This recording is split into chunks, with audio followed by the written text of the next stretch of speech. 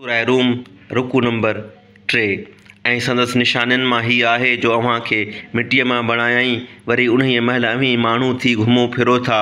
ऐं संदसि निशाननि मां हीअ बि आहे जो अव्हांजे जिन्स मां अव्हां लाइ ज़ालूं पैदा कयाईं त उन्हनि सां आराम वठो ऐं अव्हांजे विच में प्यार ऐं ॿाझ पैदा कयाईं। बेशक हिन में उन्हीअ क़ौम लाइ निशानियूं आहिनि जेके ध्यानु रखंदा आहिनि। आसमाननि ऐं ज़मीन जो बणाइण में अव्हांजी ज़बानुनि ऐं शिकिलुनि जो क़िस्मे क़िस्मे हुजणु संदसि निशाननि मां आहे। बेशक उन में ॼाणंदड़नि लाइ निशानियूं आहिनि ऐं अव्हांजो राति ऐं ॾींहं में सुम्हणु ऐं अव्हांजो संदसि फज़ल मां रोज़ी तलब करणु संदसि निशाननि मां आहे। बेशक हिन में उन क़ौम लाइ निशानियूं आहिनि जेके ॿुधंदा आहिनि।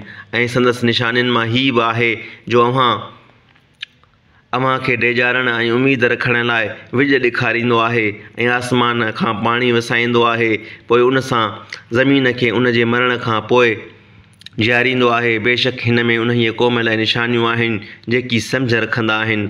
ऐं संदसि हुकुम सां आसमान ऐं ज़मीन जो बीहण ऐं संदसि निशाननि मां आहे।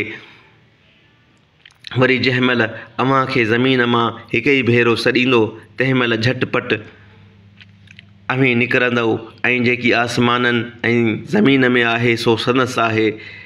सभई संदसि फ़र्माबरदार आहिनि ऐं उहो ई आहे जेको ख़ल्क़ खे नई सिर बणाईंदो, वरी उनखे वराए बणाईंदो ऐं उहो खेसि बिल्कुलु सहंजो आहे।